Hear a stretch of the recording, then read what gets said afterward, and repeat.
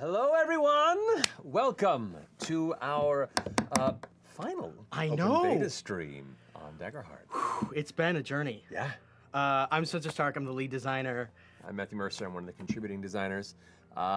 This is awesome. We're a crazy wild road. This team has been working their ass off and will continue behind the scenes for some time to come. But today we had the opportunity to drop the 1.5 final open beta update for Daggerheart for y'all to check out, mess with, and break it and tell us. Yeah, big thanks to everyone for diving into the playtest, giving us amazing feedback in your player and GM surveys. Truly, this is a massive undertaking, and we can only do it with your help. So, yeah, thanks for submitting your surveys. Thanks for talking about the game with us, and letting us continue to iterate for you. We know that it is a challenge.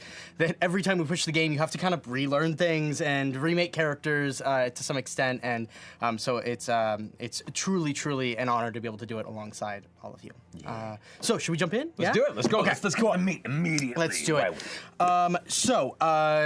This was a pretty robust update. I figure we got one more out. We got to make sure we got one more out. It's got to be big. So we are we went pretty hard. Of course, there are still things that are internally changing. Some things that you won't see reflected here that might still adjust before the final. But the big one that we talked about last time we were sitting in these seats, having the butterflies that we currently have now every time we go on camera live, is the minor thresholds have been eliminated from the game currently. So they're gone. The minor thresholds were something that previously allowed you to push damage underneath them and take, in the first iteration, take stress, and in the later iterations, take nothing. But we got rid of them altogether. We rebalanced those thresholds in general to help sort of streamline the game and make things a little more balanced. Yeah, we discussed a little bit last time, but like the challenge of it not feeling good if you manage to succeed in hitting an enemy and still do no damage on a continuous basis is it doesn't really improve the gaming experience from the player's standpoint. Right, we would want that to be a special thing. Like a rare. I'm here for the occasional rare enemy that has like a very high major threshold and like 2 hit points. So it's still scary. You're doing no damage, but that's the point of that encounter. Yeah. But to have like a system-wide scenario there, it was a level of complication that through testing and internal iteration, it didn't feel as necessary. Yeah. You can still as a player, you can still use your armor to bring it down to no damage. Yeah. But with the elimination of the minor threshold just makes it more streamlined for the player experience and one more thing to not have to worry about. Yeah, I think one of the things that's cool for me is that when something gets past your evasion, you in almost all scenarios, you have to spend some kind of resource to be able to reduce it down below to 0, essentially. So like you're taking 1 unless you mark some armor slots, unless you spend some hope, unless you XYZ, use an ability that you can use once per turn or once per short rest or something like that. So there is that level of like trade-off, and I'm hoping that the biggest, of course, the biggest way this is going to cascade down is that Guardians and Seraphs are going to have a little bit harder time basically being like impervious, but that's kind of the point too, is they were already OP, especially the Guardian was so OP. So we're hoping that helps to make the Guardian a little more balanced, to pull all that down a little bit, and I know it's always hard having your characters nerfed. It's never a fun experience. You're no longer godlike, you're still just really powerful and really cool, which is the goal. Yeah, which is the goal.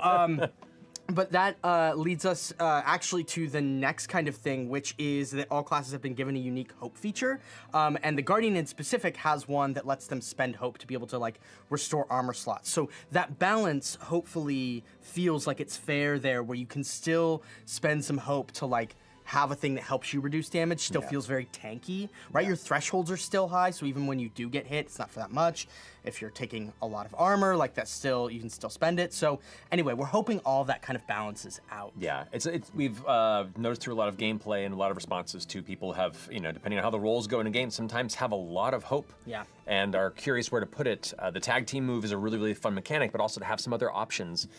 These different hope features for all the classes means that each class has, on top of their class features, a cool way to spend 3 hope and do something unique to themselves on top of that, which makes them feel a little more helpful in that regard. Yeah, it also has some nice like class like it separates the classes a little bit more too, right? Like you have some stuff that specifically your class can do. Like the Seraph can refresh prayer dice or reroll prayer dice, which is pretty cool. So anyway, lots of cool features there. Would love to know how those play. We were talking before this, like some of them are gonna be overpowered and some are gonna be underpowered, and we wanna know from you how you feel over time. We're gonna continue to iterate on them as well in hopes of getting all of those dialed into where they should be. We of course want them to be fun, but we also don't want it to be an obvious choice that like I should use this instead of that every time. So exciting and fun to play as an individual, exciting and fun to play as a group dynamic, and how they play with other classes and kind of finding unique ways to build characters while still finding that the role itself naturally fits in a comfortable way. That's what we get to try and hone here in this home stretch of the open beta.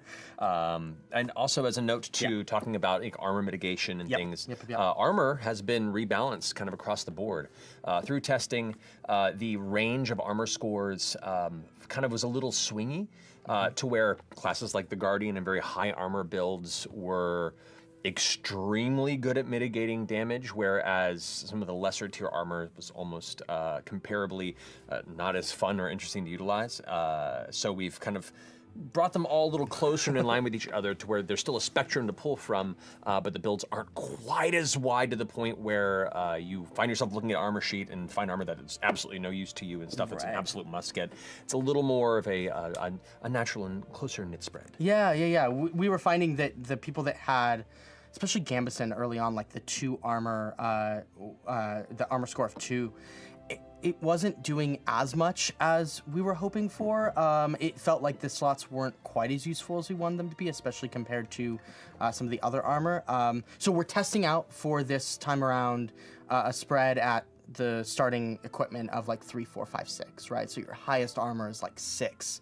And if you have 6 slots at tier 1, then you are looking at 36 points of damage that you can potentially mitigate if you're at the highest armor. So that feels pretty good. And of course, as you level up, you course. can still build a crazy armor build with all sorts of synergies and stuff. Well, especially with the Guardian Hope special and with Hope feature and some of the other abilities and some of the domain cards, like you have the ability to continue to use armor to reduce damage, but for the health of the game, we wanted to make sure it was just brought down so that especially because you want the GM to be able to balance encounters really well. I mean, you know, of course it's going to change for every table, but like having a good idea of what the table can do requires a little more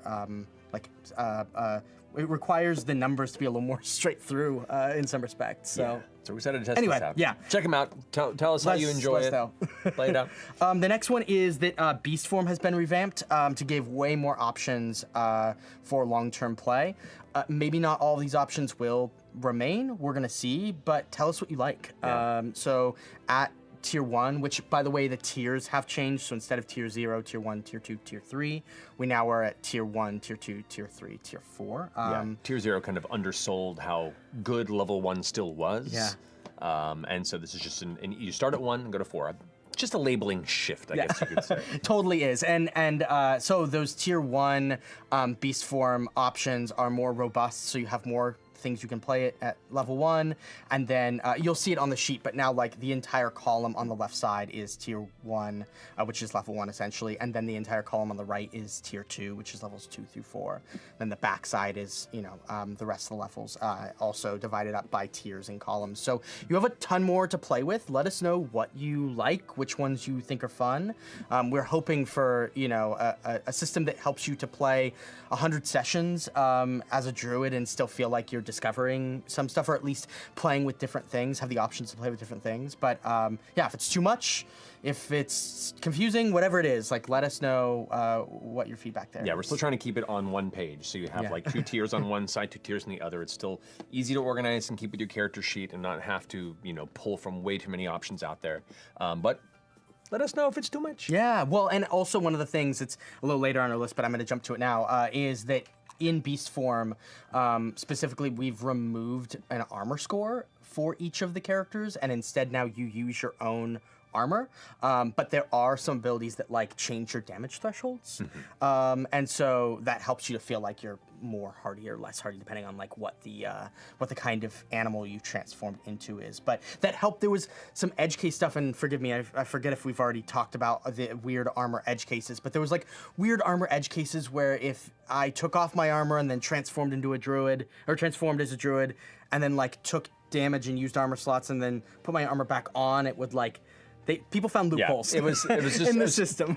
It's one of those things where you design separate systems and then through practice go, oh, this interacts strangely. So yeah, we're fine tuning and refining and paring down how a lot of these things interact to make it a lot easier to engage with for new players and experienced ones. Yeah, well, and just to go backwards for just a second, I think that the damage thresholds are also that is the goal, right? Is like to be able to also slim things down a little bit and help people to get into it a little bit easier. You only have to look at the 2 numbers and compare them against those. There aren't 3 numbers to compare to now. So it's a matter of like streamlining things a little bit on this pass. A lot of kitchen sink design moments throughout this beta where it's like just throwing everything out there and whatever sticks. The few things that we can pair, we can. Yeah. And it's been really helpful, and thank you all so much for helping us do that.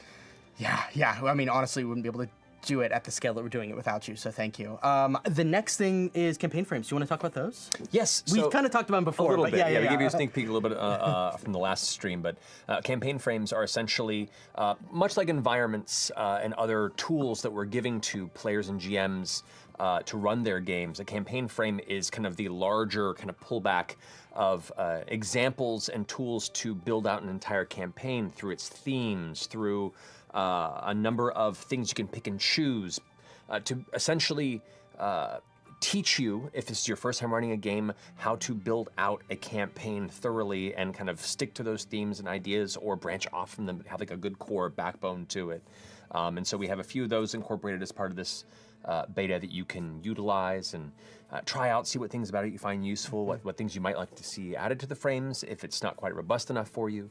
We're trying to find that fantastic middle ground where it's enough information to be inspiring and a good utility for you to use, but not overwhelming and so detailed that it is overwhelming. Yeah, that it becomes unwieldy and like it's not actually very useful too, and also isn't just a full like campaign book, right? Because like in success on this kind of thing, like there's a world in which there are campaign books and they run you through all of that, and I think the point of campaign frames for us is to like allow you and your table to have a discussion about the kind of fantasy game that you want to run, right? So like we have the 2 examples that we have in the manuscript currently are the Witherwild and 5 Banners Burning.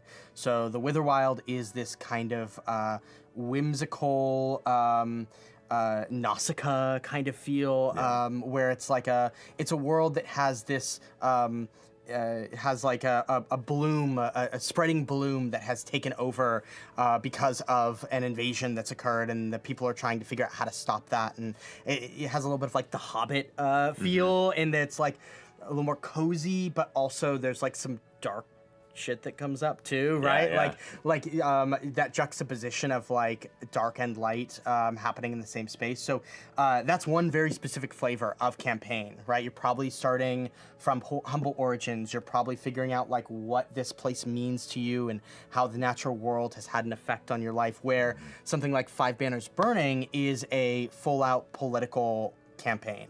So it is, it's, maybe Game of Thrones or like Avatar: The Last Airbender, where there are like factions that are all sort of fighting each other, and there's a bigger sort of scope at play, a war that's on the precipice of breaking out.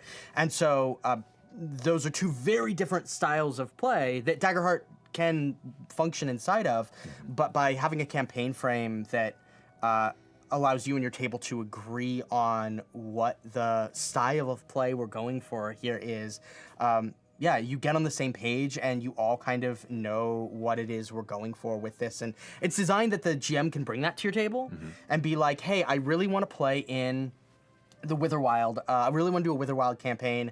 Do we feel like that might be fun? And then they can read some of the background stuff for you that they that's in there, so that you understand where your character is coming from. And there's also these cool things. And forgive me, I don't remember what we talked about last time, but one of the things that we included is campaign mechanics. So specific mechanics that are there for that campaign that you're running. So like the Witherwild has specific, if you interact with something that is infected by the Witherwild, like there are specific mechanics that you can use to be able to reinforce how that works. And Five Banners Burning has like this tracking of factions and allows you to have a little more of that like larger scope gameplay. So anyway, I'm really excited about people. I'm really excited about it. In case you can't tell, I'm really excited for people to try it. I'm really excited about it. And yeah, we in success, if people like it and find it useful, like more could be on the way. The one last thing I'll say too, that isn't in the current version. So if you're looking at it and you're wondering where it isn't there. But every campaign frame also, we're planning on experimenting with it having its own map. So like, the Five Banners Burning might have a map that has, the 5 like countries or regions that are laid out on it already for you, and then you fill in the rest of it like you would with a normal campaign map. So it's still collaborative, but allows you to have a little bit of like grounding in there. So we're working on that. We're gonna see how it goes. But ideally, I think that's what we would do. Yeah, it's a wonderful bite-sized example for those who've never built a campaign to look at and kind of learn how to do so from like kind of the bare bones up to the fine details, to be a source of inspiration or just a quick reference point for somebody who wants to run a campaign in that setting. Yeah. Untweaked, to be able to stare at a sheet and see the themes that are inherent to it, to quickly pick up the information that's necessary to improvise whatever the next moment may be. We hope it can be a very, very useful utility in a very Daggerheart kind of bite-sized space for all of you. So definitely let us know how you enjoy it and how we can improve it. Yeah, I'm excited to see how people take those and interpret the adversaries that we have in the book already to match the campaign, right? Yeah. Like we have specific adversaries that are for those campaigns, but I think it's really fun to like think about how the flavor of what of that campaign that you're running like impacts how the adversaries that you're pulling into that campaign present themselves. So lots of exciting stuff there. It's super fun. Please check it out. The last thing that we have on our like major changes thing to talk about is the Soul Sunk Sea location. So this is a new location that is, as it sounds, a very like ocean oriented, a little bit piratey, a little bit like islandy, and so we're really excited for people to dive into that and see what they like. More locations just to try. If there's anything in there that you in particular find helpful or not, please let us know. We're going to be finishing up some of the other locations for the book, but for the meantime, Soul Sunk is the new one to explore. Yeah. We do have some minor changes in 1.5 as well we want to talk about, starting with some new leveling up options where players now, each tier of leveling up, you have an additional option to take an additional domain card of your level or lower in those spaces. So people that want to have a few more cards at their disposal within their loadout and eventually within their vault as well, that is another option you can take as you're leveling up, which is really exciting. And on the leveling up, you'll see it, but the different tiers have a little bit of like specifications. So at tier 2, when you're like leveling up from levels 2 to 4, you can take it up to your level, except it says it on there. It says like up to level 4, which basically means you can't then get to like level 7 and go backwards and be like, I'm taking 2 cards at level 7, right? So there is a little bit of gating happening there for those who care about the balance. Like we're trying to make sure that even if you're taking additional cards, they aren't completely overpowered to the point where somebody could just scoop up like 3 level 10 cards. It's still a meaningful choice through progression. Right. An exciting option, but doesn't become a must grab for a number of reasons that it can be exploited. Yeah. Which is ever the thing we look out for. Another thing that we did is all experiences now start at +2. We found that +2 and Hope are pretty interchangeable as far as like usually Hope gives you at least +2 on a roll. Sometimes that's not the case, but generally that is our balance, I guess. And so spending an experience or spending a Hope to bring in an experience and that experience being +2 felt like the most satisfactory number for rolling. So anyway, hopefully that helps people. I know that there was some talk. We saw some of the discourse and feedback in the surveys around like experiences at +1 feel like they're not as useful. And we want you spending hope, which is also the reason we put the hope features in, so that it's like you're gonna earn hope. You're gonna probably earn a lot of hope, you know, depending on how you roll, but like you should be spending that hope. And now there's a even more of a reason to. Yeah. So the other one we updated for the character advancement elements is increasing your, I mean, proficiency still kind of scales with tier upgrades, but the option to take an additional proficiency at some of those tiers takes 2 level up options to increase, but it is an option at your disposal. Some people that just want to go all in on that extra damage dice whenever they're attacking with things that use the proficiency, you can use your two level up ticks, options, points, if you will, to go ahead and increase proficiency and beyond what the actual tier progression is. Right, so it's like 1, 2, and part of the reason we changed the tier progression too is that like at level 1, at tier 1, you have 1 proficiency. At tier 2, you have 2 proficiency. At tier 3, you have 3 proficiency. At tier 4, you have 4. But there's also the option in leveling up to be able to increase that at tier 3 and 4 to, you know, to have more if that is the thing that your character wants to do. Like if that's what you want to do for your character. I can't imagine any players out there really want to do more damage. No, I can't imagine that would be something they'd want to do. The option is there as part of your build. And it's a fun one. Yeah. Because I like doing damage too. Another thing that we did, like preparing for adventure, playing an adventure, running an adventure, have been updated with more specifics. We kind of did a slight overhaul on those chapters to hopefully make them more friendly, approachable, and hone them in on the new mechanics that we have in play. There's some downtime stuff in there, like downtime now for GMs. When your players take a short rest, you also get to gain fear. Yeah. And you get to tick long-term countdowns down. So that's kind of a nice way for the players want to take a rest, and you're like, great, you take a rest, I take a fear. And that reinforces that they can't necessarily just take 1,000 rests and everything will be fine, that things continually progress as they rest. I love it. I like getting fear. Cool. I think that just a couple more things. Specifically, we rebalanced all the adversaries. The adversaries now only have major and severe thresholds, so that was the first step to rebalancing those because of the mechanics that changed, but we also did some rebalancing on difficulty and damage, the amount of damage dice they roll. You'll also see across all of the adversaries and across a lot of the domain cards and even some of the abilities that characters have, that PCs have.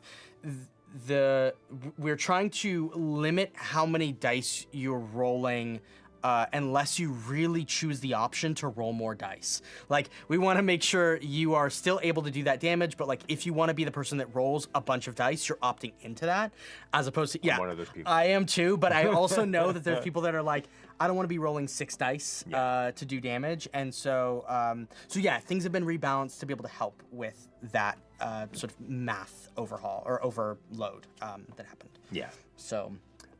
We also have 2 new environments that are accessible in the upgrades. Go and check those out and see if they incorporate into your game. Yeah, and what I'll say about environments too is that we are really excited that people have taken to them. I really like them. They allow for you to spend fear outside of combat in a really fun way, and give guidance on how to build your own environments, and also on top of that or along with that, like how to build your own fear moves even on the fly that allow you to spend fear to like just do a cool big thing in the environment. So if you're looking for ways to do that, definitely go check out the environment section. And in the core book, as we're like finishing up, as we're moving towards that, there will be more environments as well. We put 2 more in to kind of see how people feel, and then we're going to continue to build those as we go.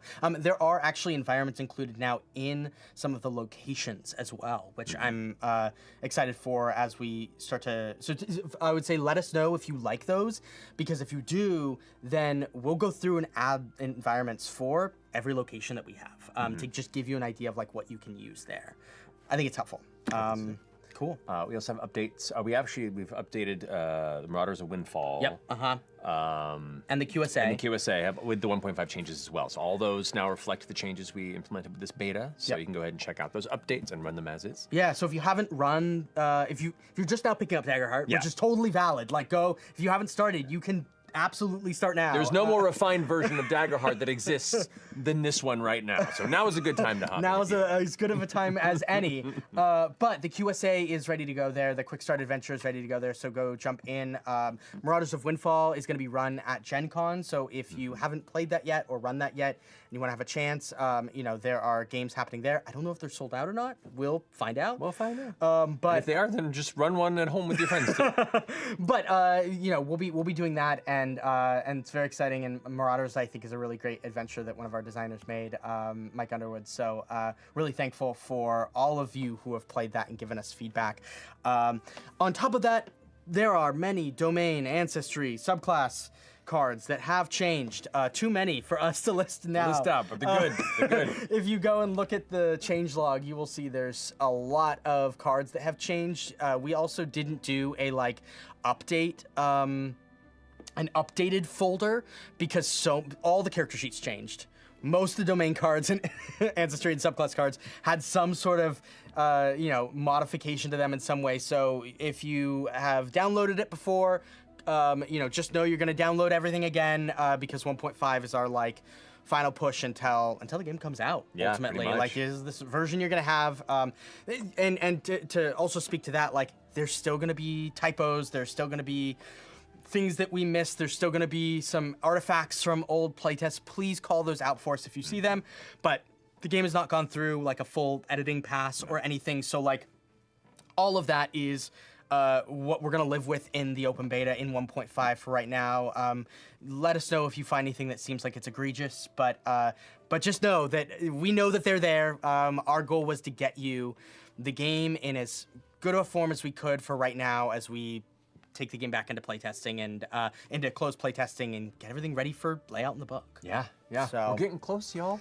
We're getting close. And right now, this whole update kind of really represents our focus on all the mechanical balancing of the system, while still making Daggerheart feel fun and heroic and flexible and immersive and collaborative to play at the table. So in all ways that it does that, let us know what you like. In all ways that we can improve that, and you want to see it kind of goosed, this is your chance. It's your last chance. So please do get in there and make it awesome. Yeah, I mean, we have, if you haven't looked at the manuscript already, there are chapters on how to run an adventure, and there's a whole section on campaign frames, and there's the adventures that we put out, and environments and locations, and a bunch of world building tools is a really cool, I think I talked about last time, the one-shot Mad Libs thing that you can fill out if you just want to get a one-shot off the ground, and we hope that allows you to, have what you need to be able to make this game your own. And if there's anything that feels like it's missing, now's the time to let us know, because we want to give you everything we can. So we'll be looking at all the feedback over the next month with these changes, and then we go to build out the final version of the book. It's happening! So please go play. Get us feedback on what you like, what you don't. We'll continue taking feedback in the usual way until the end of the month, and then after that there will be. We're just going to close the current surveys. We're going to have a different way for you to be able to get us feedback. You will still be able to provide us feedback, and we encourage you to do that. We're going to be in closed testing, but no, it will probably be a different survey of some kind. It will not be in the same exact place. But as a person that built my whole early career in quality assurance and the video game industry, I have a deep appreciation for having an open dialogue up until the very last minute for that one person that finds that weird game-breaking bug. Having been that person a number of times and been on the receiving end of that, we want to ensure that we still have that capability at our disposal. We'll be thankful to you, not upset at you. No, not at all. Please. I can only imagine when you bring the game-breaking bug and they're like, we can't fix it, and you're like, well, guess it's done. Yeah, well, right? to be fair, it was a much larger, slower-moving ship in video game development than it is in tabletop, thankfully. So we're a little more limber on this side, up to a point. Up to a point. Well, and that's the thing is also the other reason why it's so important for us to get all of your feedback now is because as much as development on video games is so incredibly hard, they can release digital patches that can update the game and fix it. And for us, we have to print a book. So we want to make sure when we print that book, there's the least chance that something in it is wrong or broken or anything like that. So yeah. Okay, well, I think we have Q&A from chat. We do. So if you want to scroll down here. Yeah. Oh, somebody said. The Gen Con Adventures are in fact sold out. So go watch other people play or print them out and run games in the hallway for others. You don't have to do them at the tables that we have officially. That's what I would do at Gen Con. I've done it before. And I love it. Just play in the hallway. It's the best. But yeah, we have our first question here. Why the name Daggerheart? How'd you come up with it? This was you. It was me. It was a placeholder name. It was a placeholder name. I think you pitched it originally as like, well, it's a system that allows, heroic combat. So there's, the dagger to the enemy's heart, and it kind of has that visceral feel, but also emotional, gripping, narrative focus, which can be a dagger to the heart. And so it had that kind of duality. I remember like me and Travis, when you originally brought it to us, we were like, okay, well, it'll be placeholder. Yeah. I'm sure we can come up with some better. And Yeah, we're like, no, we really like this name, and I think it like as much as we tried to iterate on it, we more played and with more, a bunch of different names, and we're like, it feels like it has. And also, I think the thing that I didn't realize at the time, but kind of became a big part of the way that we saw the game was this like duality of, the game has both heroic fantasy fighting and also like the emotional narrative focused story game kind of stuff, and it also has like a hope and fear die, like the duality of the hope and fear die, the duality of like the adversaries and the PCs. Like there were a lot of duality themes that that started to present themselves in the game, and so having a name that also had that duality going on became it became more and more clear that like maybe this was the right name for the game. like conflict and emotion. Daggerheart.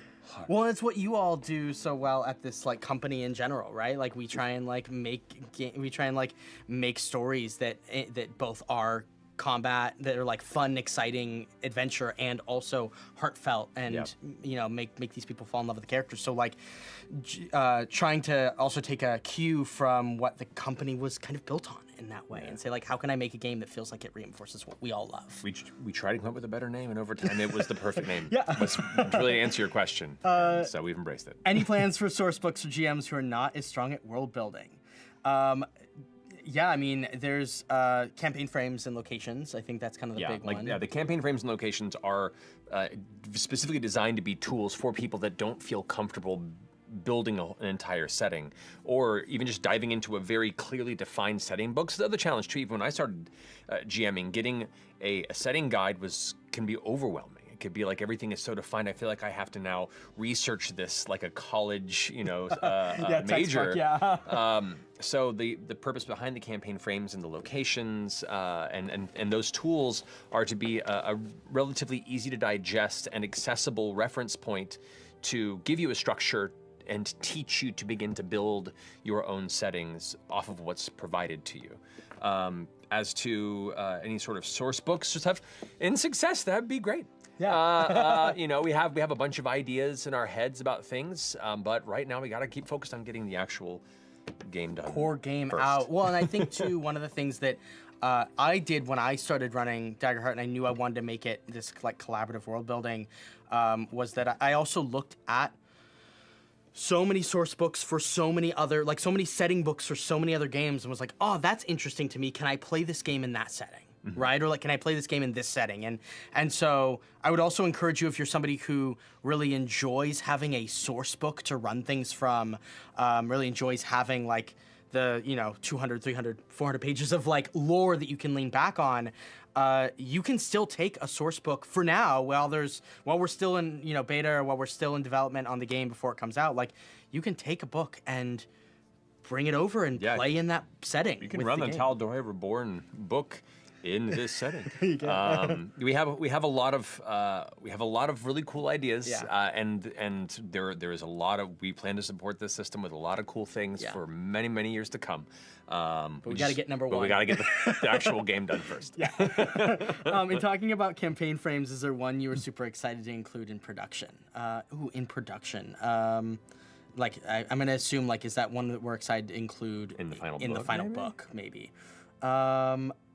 I mean, I really like the two offerings we have here were specifically, I should say, the two offerings we have in the current manuscript were designed to be pretty different. Yeah. And I kind of like that about them, is like the range on there. I mean, I really like Witherwild as a means of conveying like the way that the game lends itself, because it has so many ancestries. It kind of has that like anthropomorphic, there are ribbits and there's like fungrels and stuff, so you can play it in a more like fun, lighthearted way if you want, whimsical kind of way. And so Witherwild lends itself to that really easily, and I wanted to lean into that and show people you could do that. And to be fair as well, like the Sablewood, which is one of the locations in the game, kind of feels that way as well. It's sort of like a whimsical forest. But Five Banners Burning then takes that and says, like, you can also run a gritty campaign, like gritty political campaign, and you aren't just limited, like, you can play in whatever way you want there. So yeah, those are the two that I'm the... Can I tease a little thing? Please, tease anything. Okay, I'm currently working on a campaign frame that may or may not make it the final book, because who knows, I could royally mess it up. I'm not gonna mess it up. I'm working on a campaign frame that is heavily inspired by, like, my love of the, like, Kingdom Death. We've played a bunch, or like the Soulsborne series, something that is a very dark, ominous, exploratory kind of mystery and terror. While, you know, dark fantasy sort of vibe too. And so yeah, each of these campaign frames are meant to be great examples on how you can tailor the system to so many different moods and themes, and within them have their own unique tools and mechanics to each of these settings to make them feel, you know, intrinsic to that sort of story you want to tell. And then you can pick them apart and customize them to your own home-sourced campaign once you've had a chance to kind of study through them and find what fits your vibe. Totally. So we got a lot of cool ideas. Yeah, I love that. Well, and I think that one of the things that goes maybe understated in role-playing games, especially ones that are more like genre-wide, right? There's like there's games that are like very specific in what their genre is. They're like sub genres, but like, which is awesome. And I love those games. I make those games. They're one of my favorites. But I think in more wide, generic games, the tone and feel and style oftentimes comes down to the sensibilities of the players in a way, and the players meaning the GM and everybody at the table. Yeah. In sometimes a way that is not conveyed until you're like partway through a campaign, and you're like, oh, we kind of now have found our footing on like what we want. And so I've had that happen a lot in like finding the campaign, and sometimes it's really fun. But also, if you're trying to get your friends to come and play, and you're like, hey, I know we all loved Bloodborne. Let's come play a game that feels in that vein, and now we can all make characters using Daggerheart like character maker to make characters that feel like they would belong in that world. And the answers to our questions are, you know, tinged by that dark horror, whatever it is, whatever campaign frame you're using. Like, I think it really does help to color the kind of story that you are telling in a way that isn't always, I haven't always found that I've been able to nail on my own as a GM. I mean, I love the whimsy that was intrinsic in the Menagerie, you know, beta playtest that we got to do. And I think the players were definitely letting off a lot of steam after playing, you know, more serious and dark games through a lot of our mainstream campaigns to play something a little wilder and silly, which had some of its darker moments, but it was mainly just kind of, you know, shrugging it off a little bit and having fun with that. I look forward to playing future Daggerheart games, one-shots or whatever in the future down the road that have that more darker, serious tone too, because it really can kind of work in all these different tones and settings. So, we got some fun stuff coming up. Really fun stuff. Next question we have here is, how would you describe Daggerheart to new players? You want to take this one, buddy? Sure. Since you created the game. I would describe it as a narrative focused, combat-oriented fantasy TTRPG. It has, we're hoping that it captures both the fun of sitting around the table and like having those emotional moments with your players, as well as being able to have big fights with maps and minis. And I think that a lot of the influences that I have, that we've all had, but like when starting to build this game that I was looking at, were like, okay, there's games that kind of are on one side of the fence and kind of on the other side of the fence, and how do we create something that has its own identity that sits in the middle, and maybe there will be some crowds that will really want more of the crunch and think it falls too far on the narrative side, and some that will think that it's too narrative or that it's too crunchy and doesn't fall enough on the narrative side, and like that's okay. I want this game to like establish its own identity as a place between all of those.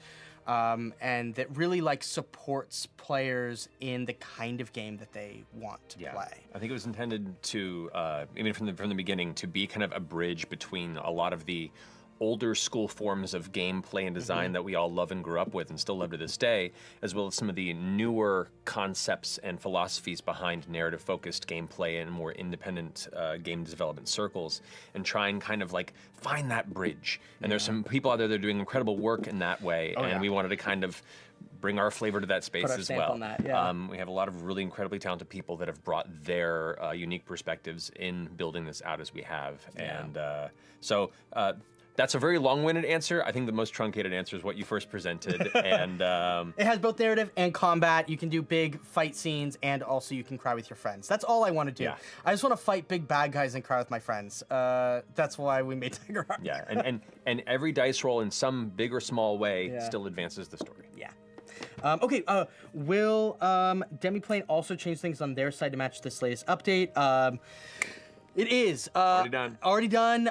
They should be up to date. If you see any discrepancies, also on our side, we are making that part of the challenge. I think of running an open beta that has changes that happen so quickly is like we have to be done with our changes in time that then Demiplane and their team can go and implement the changes. And oftentimes, they are working so hard to get those in by the time our update goes live. Like, I can't even tell you how unbelievably hard that entire team has worked to keep things up to date. But it also requires us on our side to ensure that we are giving them all the changes, because we're going in and changing the manuscript and modifying cards, and all of that has to be tracked. So it should be up to date. If you see anything that seems like it's a incongruent with what is currently in the manuscript or currently on the cards, that's probably us. It's probably on us. Because we have to pass all of that along. So please let us know, let them know.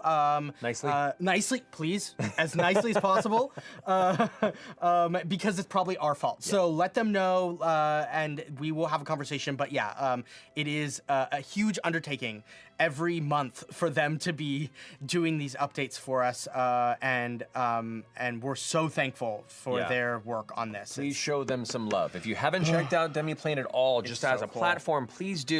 For Daggerheart, but also all of the things they have to offer. They have a wonderful team who've been working their ass off in tandem with us on this, so please show them some love. They're awesome folk over there. Yeah. Next question is it possible to change to this system as a replacement for other games if we have an existing campaign already being run? Oh, yeah, entirely. I mean, there are some things that other systems that have been around a lot longer than this have far more options available, so not everything can, at the moment, be transitioned, of course, but we have these thoughts in our head and have ideas for the future. But yeah, you can definitely do that. But it is a conversation with the players at the table, because not everything is one-to-one from other systems. They're intentionally, everything is unique. There are some things that are familiar and some things that are not. And so you get to work with the players to figure out what are the themes of the characters that are important to them, and how can we recreate what is exciting about this character in Daggerheart, and how do we kind of facilitate that build? And so as long as everyone's excited about the idea of playing their character in a new way and discovering how that kind of, transitions and those expectations are set, then you can definitely do that. Yeah. But it is definitely a conversation. Yeah, well, and I would say too, like, one of the things that I really love, and Matt, I'm so thankful for your hard work on all of this. Is like, the game is pretty. Once you like have read all of it and kind of understand the way it functions, like hacking the game, making your own stuff, homebrewing, is really fun for this game. I find it really fun for this game. That's all I do in my off time. I know. Matt sends me emails at 3 a.m. like, I have a new deck idea. Yeah. And New domain ideas. I've written them all out. Here's 2 new classes. And so we go back and forth, making stuff all the time that we're excited about. But that also tells me, like, if you really want to support a player who doesn't have who's playing a class or has a specific ability or something from another game that they really want in Daggerheart, like, I would also say if your table is up for it and you are up for it, like, put it on a card and see how it does, and have a conversation with the players and be like, if this feels too overpowered or underpowered, like, let's get it right. But feel free to also go and homebrew that stuff. Which the next question was, can you build homebrew rules for Daggerheart? And is there leeway for that in this game? Absolutely. We have in the base game, you have these classes that kind of work in a circle from the adjoining domains. But there are many domains that can cross over. Yeah. There are domains you can create if you want to. You can customize and build whatever you want. It's meant, we want to set a structure that when you know it well and you have a comfortable space in there and you have a mind for homebrew, go for it. That's one of my favorite things, there's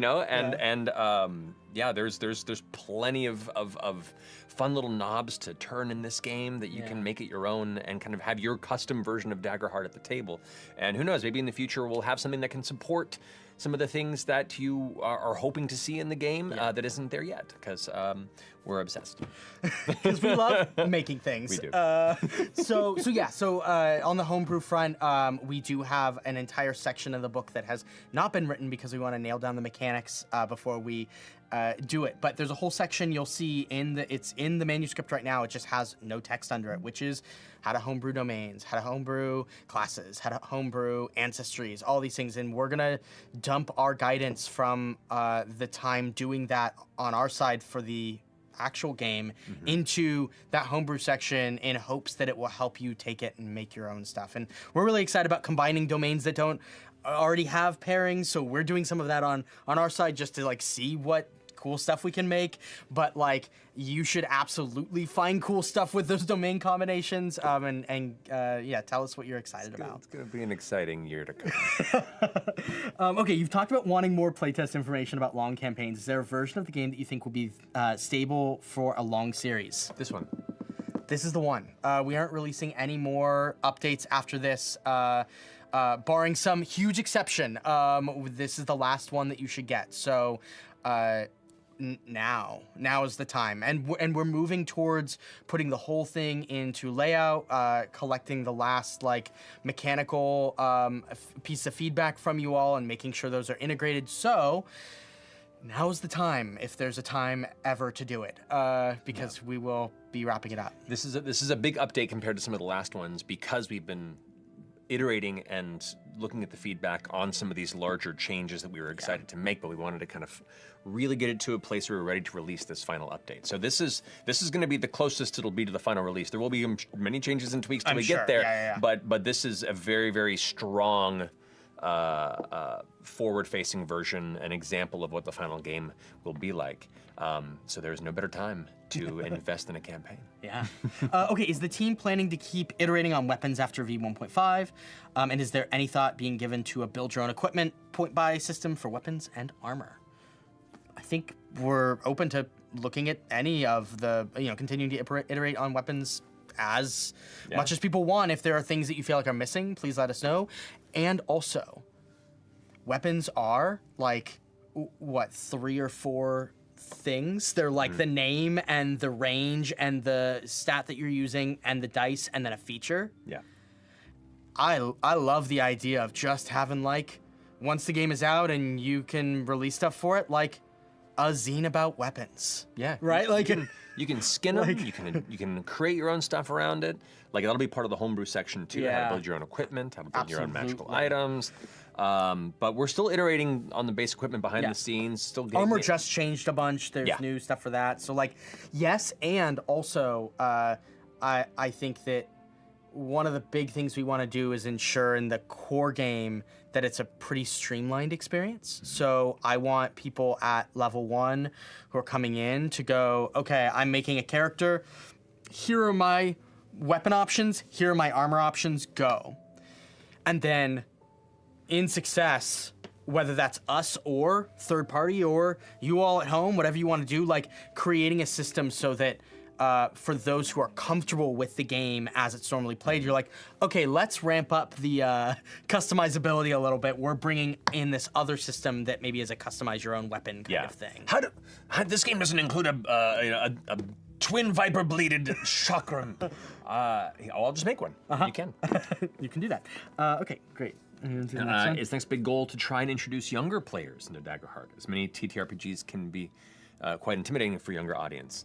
That is definitely part of like the hand-holding introduction of the system that we're putting a lot of effort into for the core rules. It's definitely a robust system, meaning that we're providing a lot of options and a lot of tool sets to present to you if you want to use them.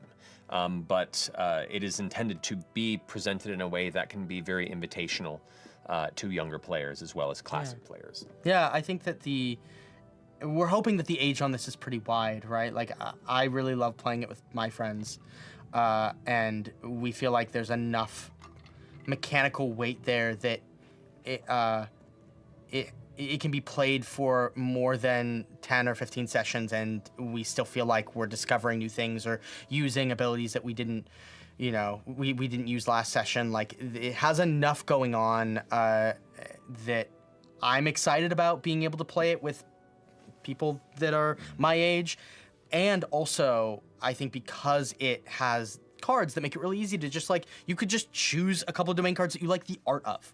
Yeah. And then like and you take an ancestry card that you like the art of and just make your character sheet and your loadout in a fun way like that. And I think that does make it easier for a younger audience to get in, because they can just be like, I really like these pictures and I'm going to figure out how these cards work. That's how I got because I like the pictures. So I got into Magic the Gathering when I was 12. Yep. And that's a very rule-saving game. But yeah, like that, I just something we're definitely thinking of and continuing to push on. So that's the hope and the intent. If you had to pick 1 or 2 or 3 things about Daggerheart that really fires you up, what would it be? If you had to pick 1, what do you think? What's the one thing for you that's the most exciting? I love the duality dice. I love the fact that I'm so glad. It's like the core mechanic of the game is what really excited me when you first presented the early version to us. I love the idea of there being a dice mechanic that had stages of narrative impact on it, to where I've played so many other games. There's nothing worse than going through a series of player turns and nothing happens because everyone just rolled poorly. And as we've played many games, I love the idea that poor rolls can still have an impact, or the players still have some agency or some benefit. Even if they fail at what they're doing, they can either have something cool that comes out of it that can lead to a future advantage, or something narratively challenging or terrible, or even just an ominous shift in that direction. The way the duality dice work really excited me, both to run a game and as a player. And that's kind of been a continued thing. So if I had to pick 1, I just love how the duality dice function and kind of act as that bridge between a lot of old school design philosophy and new school design philosophy. And we're trying to kind of thread that needle and make it all feel nice. Well, it's interesting because the 2d12, you would think if you were trying to replicate like the numbers of what people classically play with like a d20, that you would use 2d10, and the 2d10 scale is like perfectly fine, but also 2d12 for me tends to hit a little bit higher on like it's actually more like centered. And so when I started playing with 2d10 first, and messed around with a lot of 2d10 and then moved the 2d12 and found that I really liked the curve that made for the kind of game that we were making. And so I did 2d20 at one point. It was like all these different explorations of what kind of dice to use. And honestly, like, whatever you choose, you just are making you could do 2d6, right? You could do 2d8. It doesn't really matter. You're creating that curve or that mountain either way. But as far as like results are concerned, but for me, there was something really special about having the 2d12 and having that hit at like 13 and having that be the average, because it feels like it's just higher than what we see with a 2d20, and so it feels a little bit heroic. It feels a little bit like, oh, I'm passing that 10 threshold more often than not. Yeah, what I also love too is you can roll an extremely high roll and it still have that fear detriment to it, to where like, I don't know, as a GM too, it feels good like, oh, that's a 25 with fear. Yeah. Like it just kind of, it keeps things kind of mixed up in a really interesting way. And I'm gonna throw in a second one here. The elegance of every class being an overlap of 2 different domains. I love that build concept. I love both from a player building standpoint and learning the system that if you understand a domain, that kind of opens up understanding of other classes, and then how those domains can overlap. That's also, I kind of redefine some of the classic archetypes of a lot of these games that are really appreciated. And as we mentioned earlier in Homebrew, gets your brain percolating on what other weird domain crossovers could possibly create. I think the thing, so you touched on a lot of it. I'm really, it's hard to talk about because I have been so deep in it that I'm like, oh, I really like this thing that I made, right? But like, so that definitely makes it hard for me to go like, I'm really proud of this piece. But I really like the duality dice as well. I think that's something, especially, we played a version earlier on that didn't have hope. You just rolled and you got like a success. That sentence. Played a version that just didn't have hope. Didn't have hope. Didn't have fear either. So, you know, but we eliminated those currencies, and we found that we really missed it, and that it made the game feel like heroic in a way that without it, I didn't feel like it had that same hopeful, like, I don't know. It's not that it like makes it more positive, but it just gives it that like glimmer of a hope of light at the end of the tunnel. And like, I don't know, there was something about that when we stripped it from it, the system felt more inherently grimdark, instead of being like, no, you can run a grimdark thing, because what is the one thing that keeps people going in horror movies in grimdark settings is it's hope. Right? If you lose hope, then what do you have left? And so no matter what the setting was, I don't know, hope as a currency is something that I really like, because it refreshes very quickly and stuff. But the one that we haven't even really seen yet, with some exception, because some of the cards do have it. But the thing that I'm most excited about, that you all haven't experienced yet in the capacity we have, is the domain cards and the subclass cards, and you know, all of those cards having their own art, like having custom art for every single one, means that when I'm looking at my loadout, I'm not even necessarily having to read what's on the card to know what it does. So I'm looking at it and going, oh yeah, I have that spell that lets me teleport. I have that spell that lets me, like, you know, that lets me, like, enchant my weapon, and then I have this ability that lets me dodge out of the way of arrows or whatever the ability does. And just by looking down at my loadout, I'm reminded of the things that my character can do. And right now, all the art is the same for all domain cards, so this is not something that you've experienced, but as we've been working so hard to get all of the art done for this game, it is a Herculean task. I cannot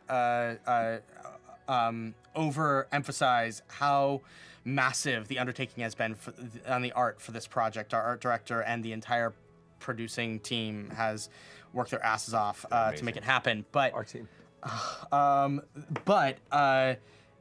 The idea that I'm just going to be able to look down and visually see what my character can do, I'm hoping not only makes the game more like visually exciting than it is currently, but helps accessibility as far as like getting younger players or players that haven't played TTRPGs before, or players that maybe played and felt overwhelmed by other systems that had, you know, a lot of stuff going on. They can just look down and go, oh, I want to do this thing. I'm taking this card. Yeah, it's a beautiful art piece to behold, but also it is a shorthand for people, like you said, who are young, new to games and stuff like that, to find a point of inspiration and not be prescriptive of what the ability can do, but trigger your imagination to begin to think of how your character interprets what's on the art and how your specific unique flavor to this ability might be. And that excites me a lot. Yeah. On that topic, how's all that art coming? Any change? Any chance for more sneak peeks? Well, we released a new piece today for V1.5. That is an art piece for. I'm gonna spoil it. Sorry, team. It's the art piece for Cloaking Blast, the card Cloaking Blast. So I'm really excited about that. You've seen some of the other art come out over the course of the open beta. One of them is for, and forgive me, there's been so many names for things, but the one with the, I believe it's an orc who was like grabbing an arrow and throwing it. I think that was the last version. Yep, that art is really cool. There was Jenny Tan, and that one is for one of the bone cards that lets you redirect arrows. I don't remember what the name is, but if you can find it, go find the domain card. It's the art for that card. We'll see what we can do about more art drops. But I would not be surprised if more art teases continue in the coming future. But it's so much art, and I can't wait to be able to see it. It's so good. There's a lot of art. There's a few pieces that are rotating backdrops for my computer now. So they're so cool. I have the art for the what is it? The art for the Samia. I have the art for the Samia as my background on my phone. Yeah, that's how much I love that piece. We're a little obsessed. Sorry. Next question. Is the game mainly considered done/tested regarding the core rules, or can we still expect massive changes for the final release? So thinking of changes like removing minor thresholds. I mean, I think it's probably less likely that less there's likely. massive. We're not saying it's not going to happen, but we feel pretty confident with how things have been honed to this point, and that the intent now is to have this feeling pretty solid. We can do minor tweaks as needed as we go behind the scenes. Who knows what we might discover in the coming months, but you've all helped tremendously in helping us really figure out the base big structure of this game in a place where we're all happy and comfortable. So, I mean, it's possible, but feel pretty good with where we're at right now. Yeah, I'm excited. I mean, it's one of the nice things about playtesting is that we might play and tomorrow we stumble upon a mechanic that's like, oh, this is so cool. Does it work for this game? Do we have time to implement it, or do we save it for another game down the road? Or so like all of that is an option on the table. What areas of playtesting do you need us most? Now that 1.5 is out, how can we best help the creators? Higher level play. We still need higher level play, and not highest level play. Level 10 is fine. We certainly would take feedback on level 10, but the main thing for us is like between levels 3 and like 9, specifically between like 4 and 7, really. If you're gonna focus somewhere, honestly, even just running like in the last couple of months that we have here, if you are running a session a week, if you are moving through levels 4, 5, 6, 7, 8 for every session that you run, right? Like once per session. It's not the way the game is designed to be played, so you'll have to like, you have to just take that into consideration of like you would learn your abilities a little bit quicker, more thoroughly, a little more thoroughly that if you were playing it in the way the game is designed. But also, if there's anything that feels like it bumps or is weird, would love to know now so we can fix it.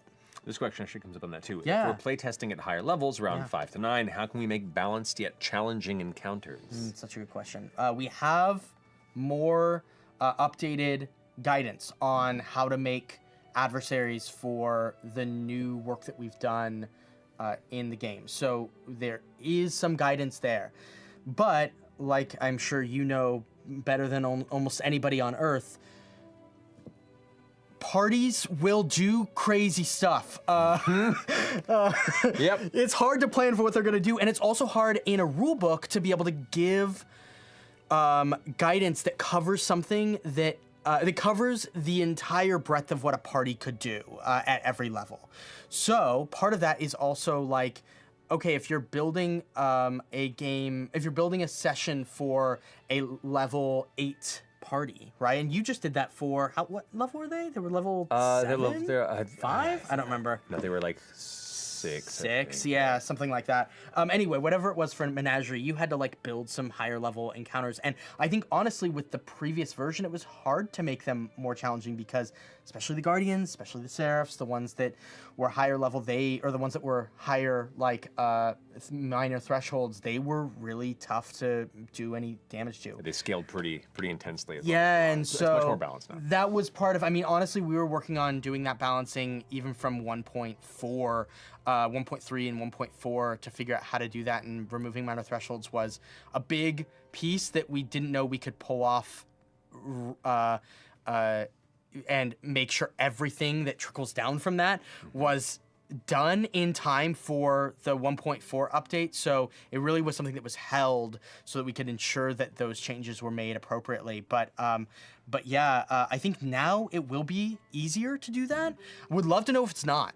Also, yeah. And to that point, especially if you're doing like every week or every 2 week sessions, and if you're jumping levels, try using things that are there, or creating a creature with a few customized abilities that you want to try it out. And if they steamroll a battle, then now you have a barometer for the next time you play to goose it what you think might be a little too far. And then if that becomes too deadly, you can always incorporate, you can back it off the next following session.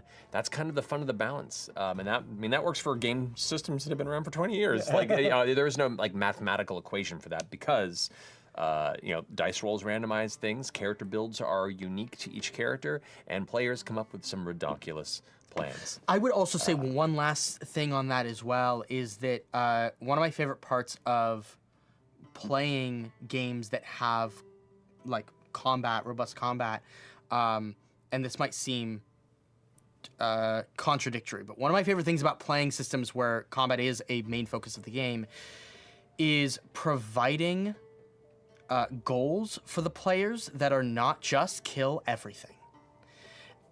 And by doing that, you can create stakes around a fight where, like, even if you know the players are gonna steamroll a fight and you purposefully are setting it up that way, you can create a parameter or some sort of goal that the goal is not to kill all of them. Like, maybe it's the opposite, right? Like, maybe you're like, we can't do damage to all of them. Like, we can't take all of them down, or X will happen. Right. And so, like, by changing the parameters, I mean, there's some guidance in the book on like how to build encounters, and I'm looking also at ways to be able to give more of that in the manuscript too, which I'm excited for. But like, thinking about how can I make this fight about something more than just killing everything on the battlefield, sets the stakes around something that they can't just spend stress or armor slots to like change. They have to narratively engage, and that creates the opportunity for like great stories as well as fun combat. I'm a big fan of encounters, especially in this system, where nemesis that you might be dealing with are too powerful to defeat, but if you can manage to bring their stress to fully marked and convince them to stand out, where it's not about defeating them might for might, but instead defeating their will to the point where you convince them to end the conflict. Make them flee. Right? Like there are other scenarios like that too. Bring it to a conversation, bring it to a run, don't come back type scenario. So yeah, like how do you balance the challenging? That's what this tests are about. Try what we provided for you, and if it doesn't work for one session, kick it up, pull it back, and kind of learn as you go. We'll have a better idea for that too for the final release. But that's part of what this fun mix-up is. One last thing I'll say as well on that is, if your table is okay with it, and everybody knows that we are playtesting, and also everybody knows that you are, as a GM, trying to figure out the best way to approach a level 6 party or a level 8 party, allowing your players or getting permission from your players to have some grace around the adversaries, so that you can ramp up their difficulty, ramp down their difficulty, raise how many hit points they have or lower them, increase their stress, increase their thresholds, lower their thresholds, whatever you need to do, whatever you feel like needs to be done to figure out where that space is, and then getting us feedback around like, hey, here's 1 point of data. My party were, all of these people, and here's what I had to do to the adversaries to like make them stand up to that party. We've received some of that feedback already from people, and it's been incredibly helpful for us on the balancing side. So as long as you have permission from them, as long as everybody's being like above board with that, I think that that is also something that I would value from you. If here's a fun idea too, yeah. just something you could maybe mess with the top of my head right now, but like having, after these conversations with your group, have a nemesis or an enemy or enemies or an encounter that you've developed from the book or customize yourself that feels maybe just a little bit too strong, and then have them go for it. And if it turns poorly into a TPK, have that final blow moment hit, and the final character dies on the battlefield, and then the vision pulls back into the eye of one of the party members, and they were having a premonition. Yeah. And they get to now go into the same battle, but with the knowledge of what happened, and see if their changed tactics on this can change it up, or you can do a quick tweak, like, oh, actually, we're gonna do this battle again, with the knowledge they have, and they can feel like they're now more prepared for what they're going to face. But you can even like knock back a few hit points or adjust the threshold real fast and kind of play with the balance, in the middle of the session, if you will. Kind of give it a test run narratively, and then give it another pass on that and see how that adjusts it. Yeah. Too. Well, something that you and I have talked about that I've stolen from you, and I think that it has impacted the way that I run games, all games now, is you always talk about, or not always, but the thing that you've said to me before that I've like embodied is we want them to, hit really hard when they do hit. Like when I can't remember, you had a phrase that you used, and I can't remember what it is, so forgive me, but basically like when the adversaries do hit, like hit hard, because the players are going to like feel heroic if they get hurt and make it out anyway. Correct. Yeah. It's more dynamic and interesting as a player to have combat have stakes quickly, but not last so long that the stakes stop mattering or stop being as fresh and interesting. The slogs that can happen in combat that we've talked about that are an issue that, even I'm perpetually balancing as we go. I prefer making counters that don't last as long, but hit harder so the threat and the stakes are still there. And I think a lot of that has gone through some of the Daggerheart design philosophy as well. I've tried to really embody that in this. So one of the other things I'll say on that topic is like, if you're running combat and your combat only takes 30 minutes, but everybody took some hit points, had to mark some armor slots, like all of that kind of stuff, that in my book is kind of a win.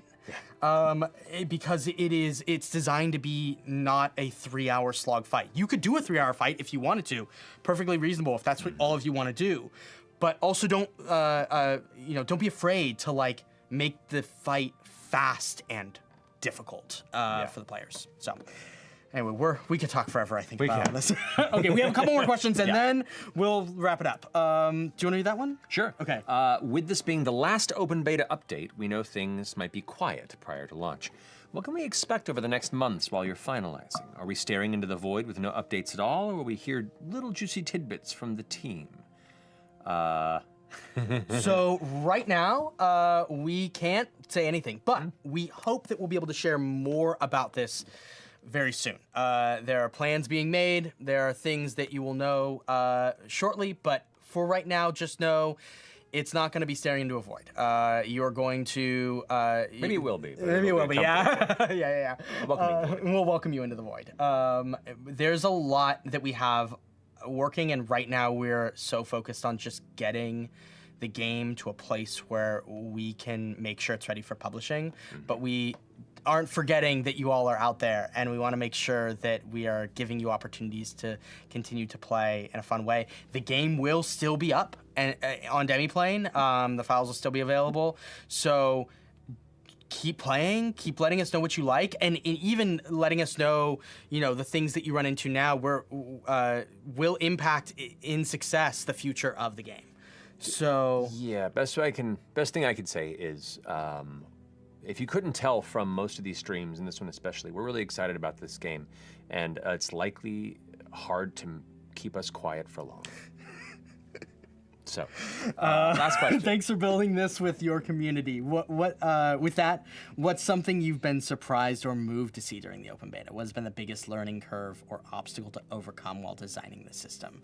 Do you want to answer the first one? I'll answer the second one. I mean, for me, it's been exciting to watch people be as excited as we are about it. It's been exciting to see people embrace this game in its unfinished state. As anyone knows, releasing something that you're passionate about on the internet can be a very challenging experience, and something that is not finished yet. Yeah, that's the other thing. bit that is like scary. It's very terrifying, and you hope people understand that. Not everyone is understanding, and all of us have had our share of slings and arrows in spaces of stepping up to that platform and be like, please, I hope you liked it. So seeing everybody embrace it as positively as they have and come into this beta with the perfect mindset that we were hoping of, like, let's make this great for all of us together. And it's been not just heartening, it has even furthered the drive and inspiration for all of us, the entire team, to make it as good as it can possibly be for all of you. So I think for me, just having all of you be as excited about this and seeing all your characters, seeing the artwork that you've commissioned of your Daggerheart characters just based on the open beta, having you be passionate enough to engage in this open beta and try it out and give us feedback, because that takes effort. Please don't ever think that is taken for granted.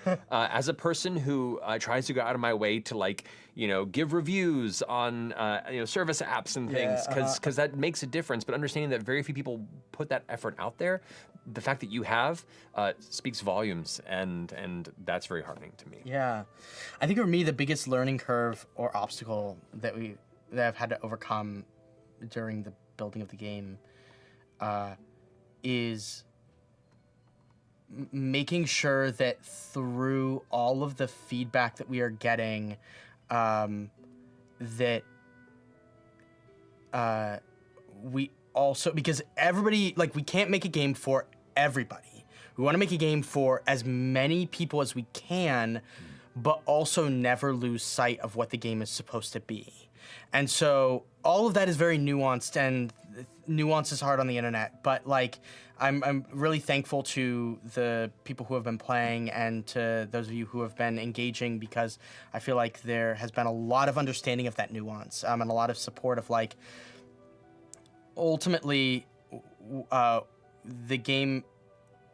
We want the game to stay true to the vision and the heart of why we made this game, and so in doing that, we can't always change things that are being called for because people have different ideas of what their preferred level of crunch is, or what their preferred style of art is, or whatever it is, right? All of that, and I think that's the biggest obstacle I've faced, is understanding that it's okay for the game not to cater to the whims of everybody, but to be focused in what it's trying to do and invite the audience who wants to play a narrative focused game with, a combat lens on it, in a way that asks you deep questions about your character and focuses on storytelling, but also lets you have those awesome maps and miniatures battles against huge dragons. That's the kind of game that I always wanted to play, and the whole reason why I brought this game to the team and was like, please, may I please? And because I love the style of play that you all do so much, and I love the heart and the emotion that you bring to all the role playing that you do, whether it's on the main campaign or any of the one shots that you all do, or short campaigns. And so the balance of understanding and sticking true to the things that we really like and that make the game what it is, but also being able to listen and understand the reasons why you might not like things that that are currently in the game, and implement ways to fix that in a manner that doesn't get away from the kind of vision that we had for it. So thank you for being patient and kind and supportive and loving, and also for being critical and hawk-eyed and ready to jump in and ready to throw a new game at your players. I know it can be hard to run new systems at your table. It takes a lot of recruitment, a lot of work for everybody involved, not just the GM, but also the players. And so, I'm so incredibly thankful for everybody who's been involved. Yeah. So, I think that concludes our final question for what is likely to be our final open beta stream. Yeah. For what is our final open beta update. So, we hope this new update has some really exciting things in store for all of you to dive into immediately, or when you can leisurely in the time to come.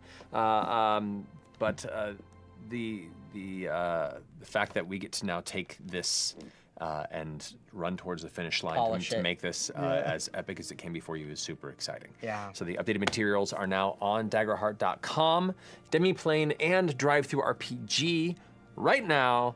You can download all the new character sheets. You can check whether any of your cards have received updates, and make sure you've used the newer versions. Yeah, we'll be closing open beta on July 30th, so go and playtest this new version at your own tables.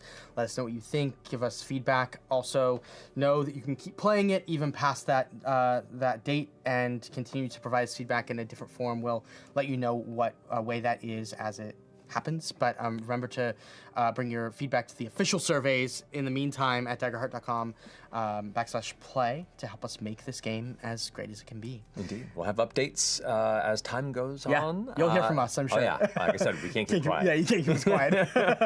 But yeah, thank you all so much for joining us. Yeah. Check out the game, and we'll see you soon. Thank you all. Bye, friends. Bye.